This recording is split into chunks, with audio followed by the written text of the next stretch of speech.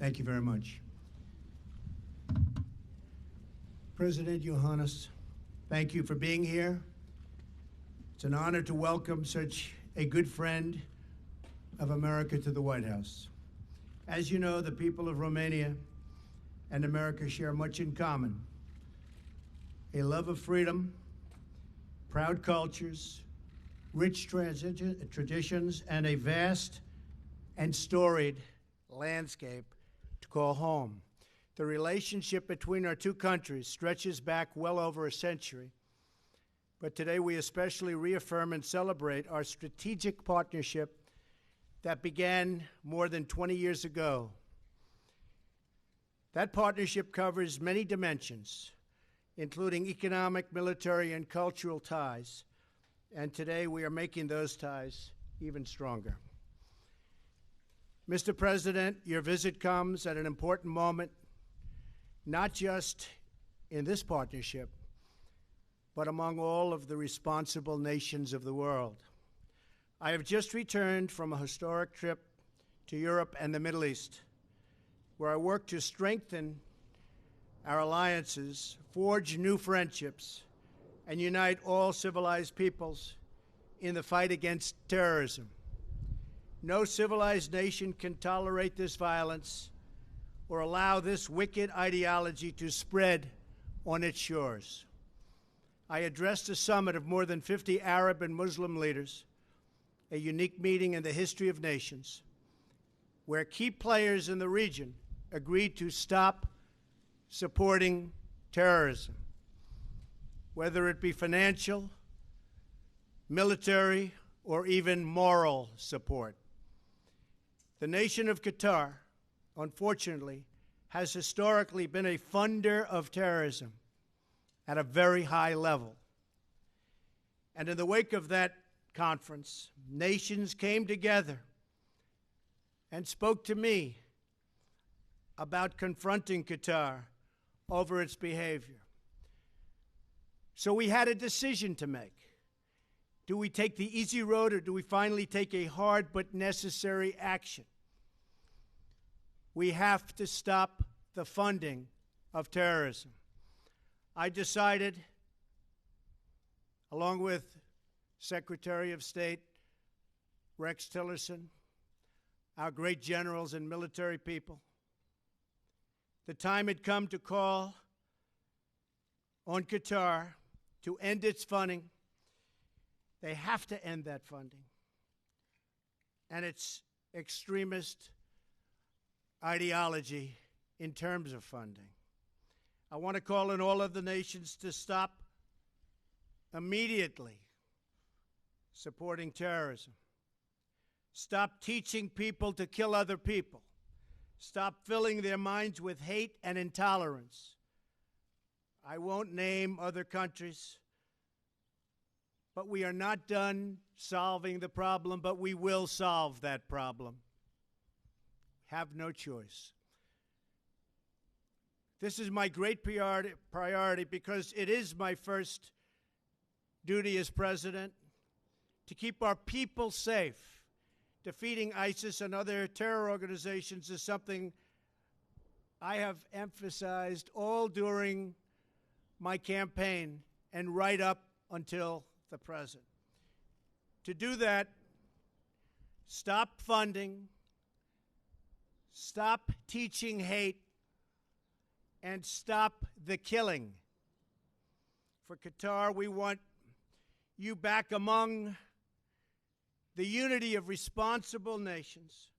We ask Qatar and other nations in the region to do more and do it faster. I want to thank Saudi Arabia and my friend King Salman and all of the countries who participated in that very historic summit. It was truly historic. There has never been anything like it before, and perhaps there never will be again. Hopefully, it will be the beginning of the end of funding terrorism. It will therefore be the beginning of the end to terrorism. No more funding. I also want to thank the Romanian people for everything they contribute to our common defense and to the fight against the evil menace of terrorism. They have their own difficulties with it, and they've come a long way, and they're doing a lot. Romania has been a valuable member of the coalition to defeat ISIS, and it's the fourth largest contributor of troops in Afghanistan. There, 23 of your citizens have paid the ultimate price, and America honors their sacrifice. I want to recognize President Iohannis for his leadership in committing Romania this year to increase its defense spending from 1.4% of GDP to over 2%.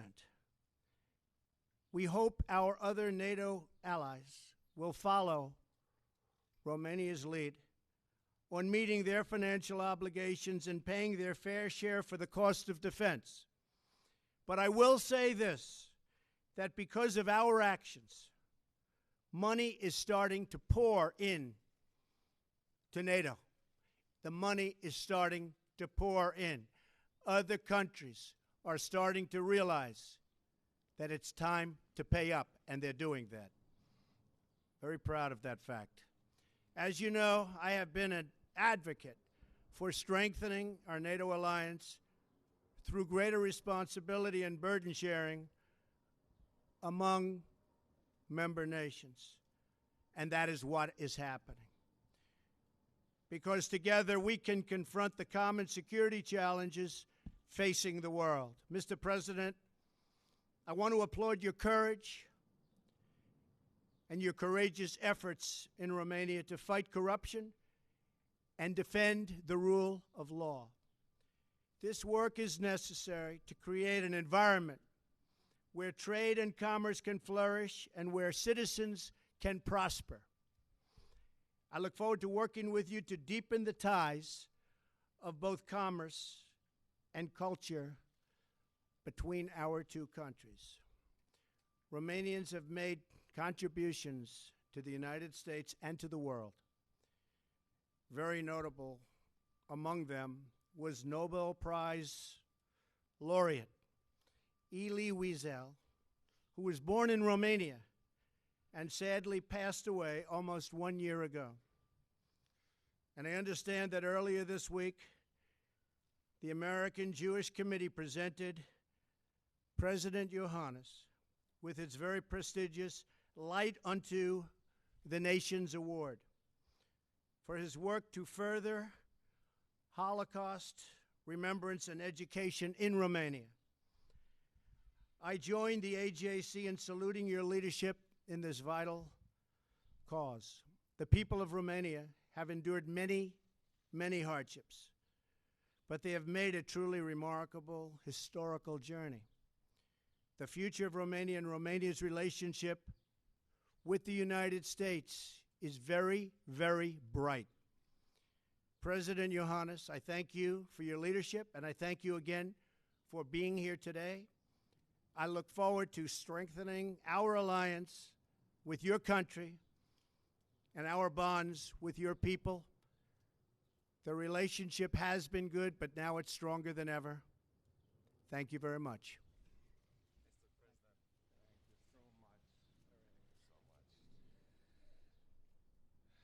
President Trump, thank you so much for the words you found for Romania, for the Romanian people, and for me. Thank you very much for the invitation to be here today with you, and thank you so much for arranging this nice weather in this place. Mr. President, I'm very glad that we had such a good meeting. And this is due to your strong leadership, and this is also due to our strong partnership. Obviously, fact that we celebrate 20 years of strategic partnership this year is important for both our nations, and it is important to know, and this is what I want to underline, that this partnership with the United States of America shaped Romania as it is today. Romania, a solid democracy with a solid, sustainable economic growth. Romania, which stands together with the US troops in Afghanistan. We stand together in Iraq. Mr. President, this partnership contributed greatly to what Romania is today. And this partnership was and is very important. And I think this partnership not only has to continue, this partnership has to become stronger. This partnership has to define our bilateral relation, and this partnership has to contribute to solve so many problems. President Trump, you mentioned terrorism. I'm very glad that due to your strong leadership, NATO decided to go against terrorism. Your involvement made so many nations conscious of the fact that we have to share the burden inside NATO. And this is why Romania also decided, and if I'm right, I think this is the first country during your mandate to step up to 2% of GDP for defense spending. A significant part of this defense spending is going into strategic acquisitions. And I hope, President Trump, that we find good ways together to make good use of this money.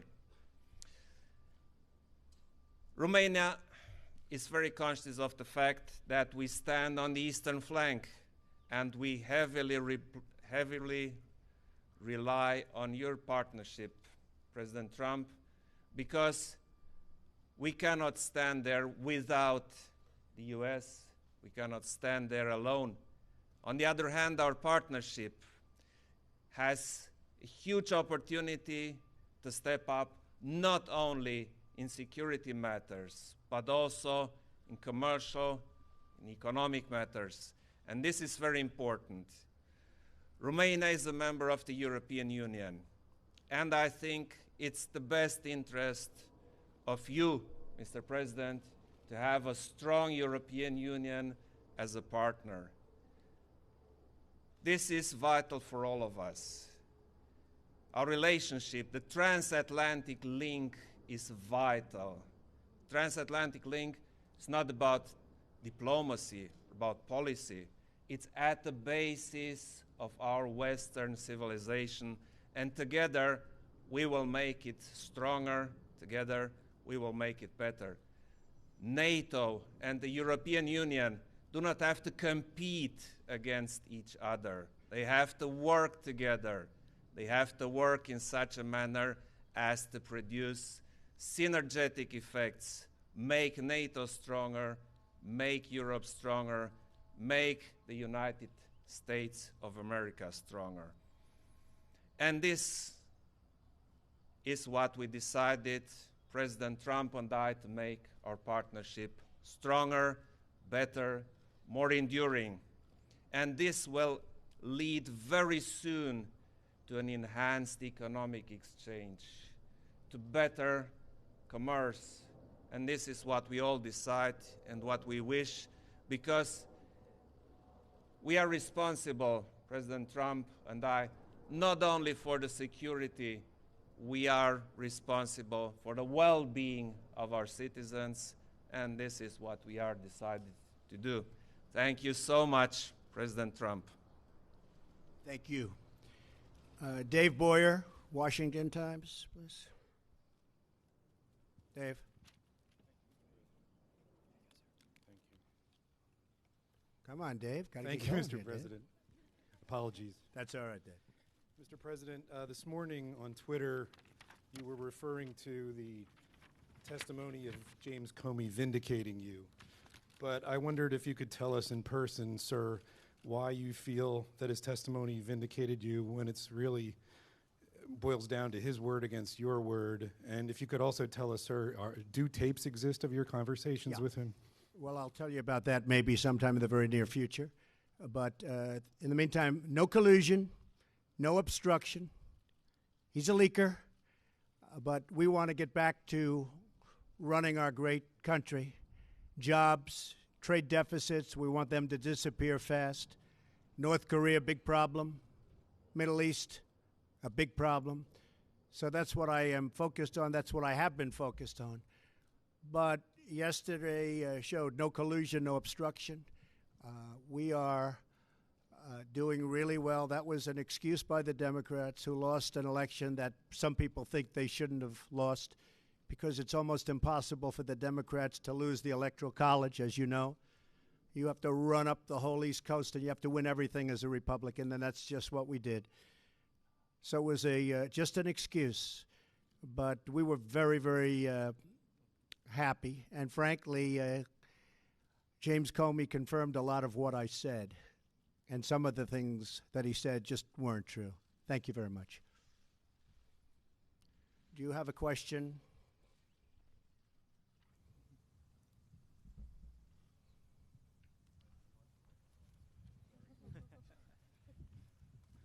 Thank you.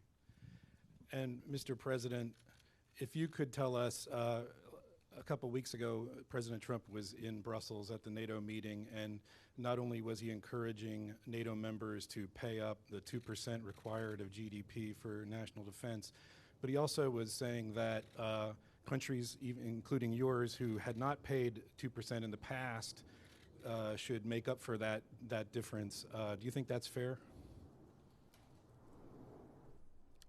I was in Brussels, and I met President Trump, and I listened to his speech, and I liked it.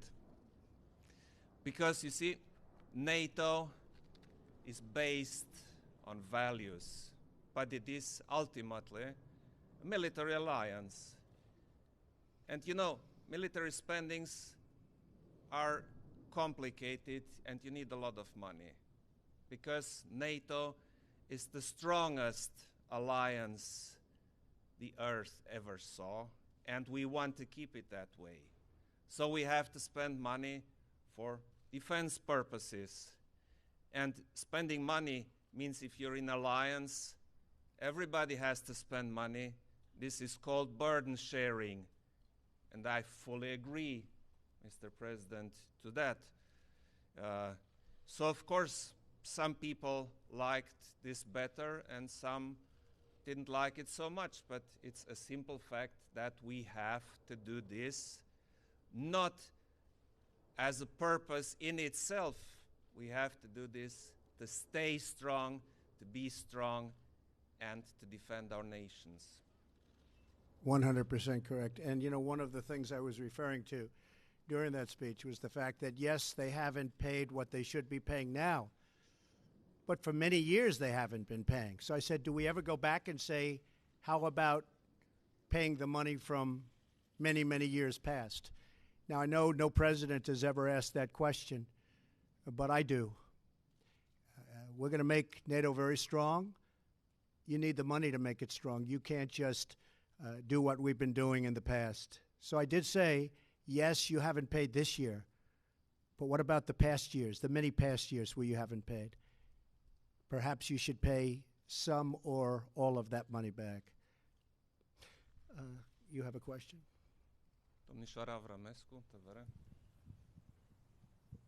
Thank you. I have a question for President Trump.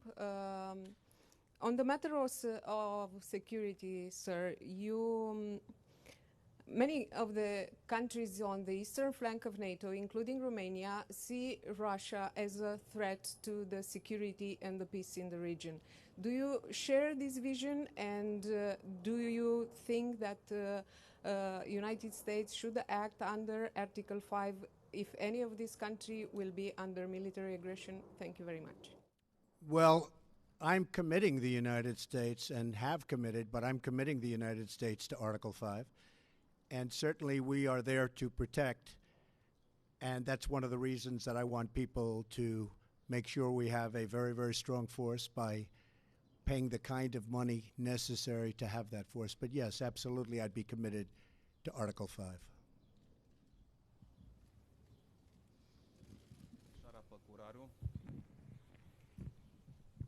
Thank you, Mr. President. Were there any discussion about the visa waiver program for Romania? Is there a time frame for including our country in this program? Thank you. We didn't discuss it. We didn't discuss it, but there would be certainly, it would be something we will discuss, Mr. President. I mentioned this issue, and I also mentioned it during other meetings I had, because this is important for us, it's important for Romanians who want to come to the United States. And you see, more and more people come, President Trump, from Romania to the United States. Some come as tourists, some come for business, and those who come for business should be encouraged. So the matter of visa waiver would be probably important to discuss, and we all hope that we will advance on this. Good.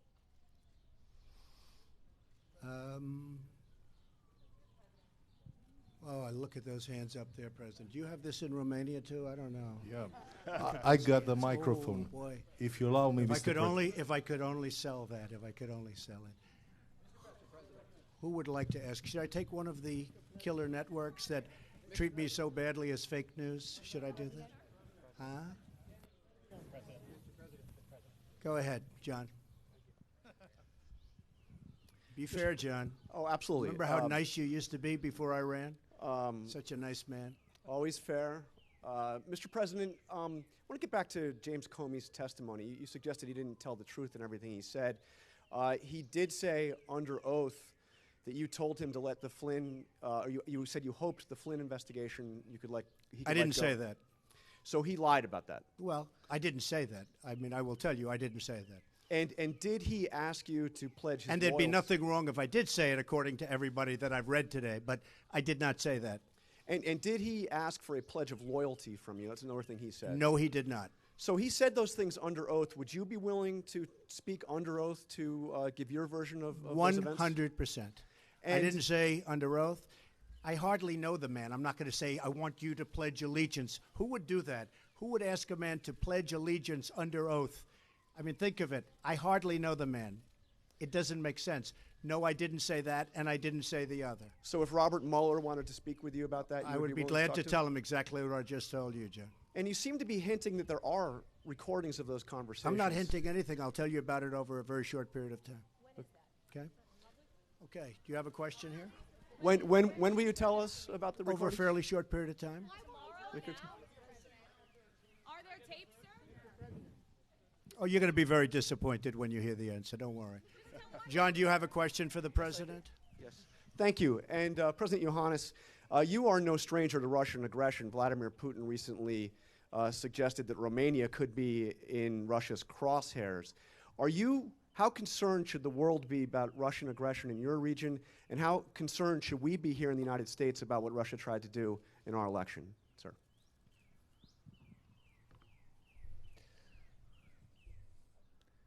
Everybody's concerned. But you see, being concerned should lead you to being prepared. So in my opinion, we have to be very clear, very simple, and very straightforward if we talk about Russia and with Russia. In my opinion, we need dialogue. But on the other hand, we need what we all together decided in NATO, a strong deterrence. So this combination, strong deterrence and dialogue, should lead towards a solution which is feasible for every part. Domnul Pantazi.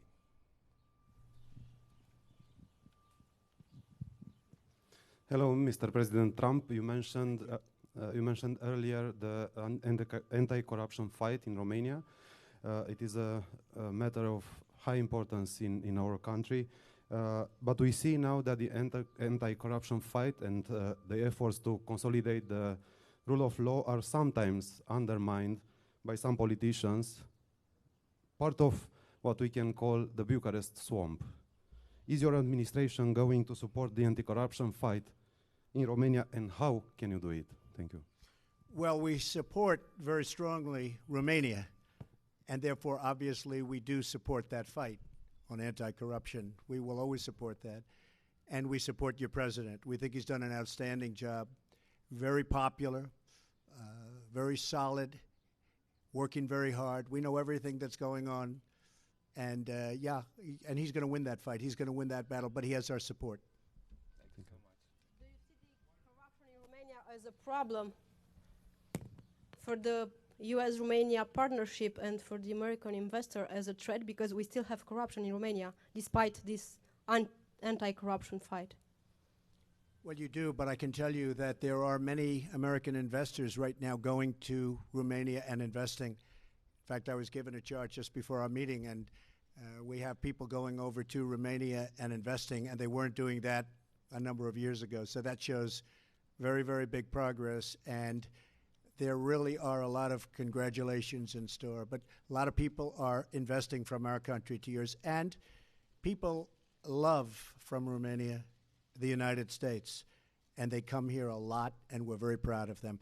Thank you all very much. Thank you. Thank you very much.